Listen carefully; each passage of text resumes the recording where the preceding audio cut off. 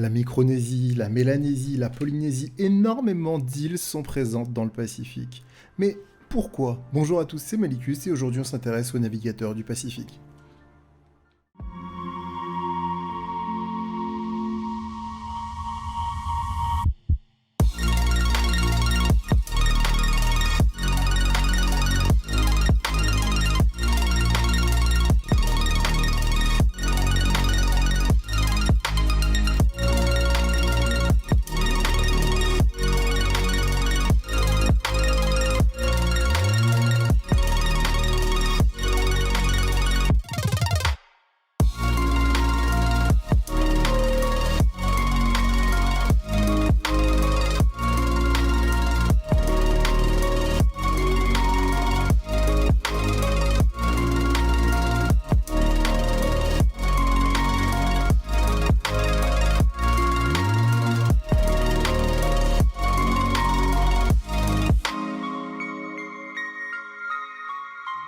Les habitants des îles du Pacifique vont parler des langues de la même famille, c'est ce qu'on appelle des nostronésiens.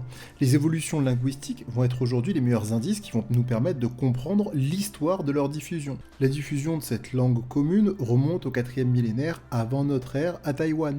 Les aborigènes, qui sont encore présents sur l'île aujourd'hui, largement sinisés, vont être les derniers témoins de cette première étape. Jusqu'au début de notre ère, les Austronésiens, ils ont peuplé les Philippines, puis l'insule Inde, enfin la Micronésie et la Mélanésie, puis ils vont atteindre les îles Fidji vers 1000 avant notre ère.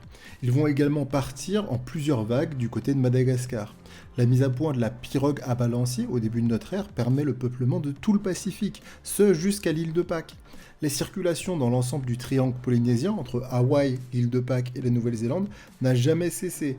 On peut même imaginer une éventuelle circulation des populations jusqu'aux côtes américaines, comme en témoigne la diffusion de la patate douce. Ce furent d'ailleurs les plus grands navigateurs de l'histoire, avant ceux qui arrivèrent au XVIe siècle. Quant à l'île de Pâques ou Rapa Nui pour les Pascuanes, elle est à plus de 2000 km de la terre la plus proche nommée Pitcairn, une terre qui appartenait au Royaume-Uni. Cette dernière fut peuplée aux environs de l'an 1000 à plus ou moins 2 siècles.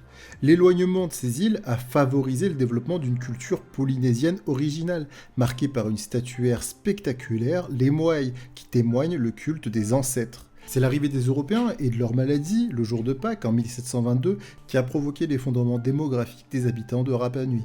Enfin, je suis obligé de parler de l'île de Pâques en évoquant ce que l'on appelle les Moai. Les Moai, ça va être des statues monumentales qui sont présentes sur cette île. Elles sont situées en Polynésie orientale et elles appartiennent au Chili. Ces statues, elles datent environ du XIIIe ou XVe siècle. Avant le XIXe siècle, énormément de personnes parlent de ces statues. On a un certain Rougheven qui mentionne la présence de grandes statues qui sont faites d'argile ainsi que la présence de terres fertiles. Le Cook, quant à lui, décrit l'île comme très aride et très déserte et signale qu'il y a des statues qui, je le cite, tombe en ruine, et en 1786, vous avez l'expédition de Jean-François de la Pérouse qui va produire des dessins et des descriptions détaillées des ensembles cérémoniels de Moai. Le rôle de ces matamois semble être un rôle totalement religieux, et le fait qu'il soit de plus en plus grand au fil des siècles pourrait éventuellement être une forme de compétition de prestige entre les clans, encore la volonté de mettre en place une cohésion pour la population avec la création d'un monument de plus en plus grand. Et voilà, c'est tout pour moi, j'espère que cette petite vidéo vous a plu. Si c'est le cas, n'hésitez pas à vous abonner, lâcher un petit pouce bleu comme d'habitude. Si vous avez des questions, n'hésitez pas à les poser en commentaire. Je vous dis à la prochaine pour les aventures. C'était Malicus, prenez soin de vous. Ciao, ciao.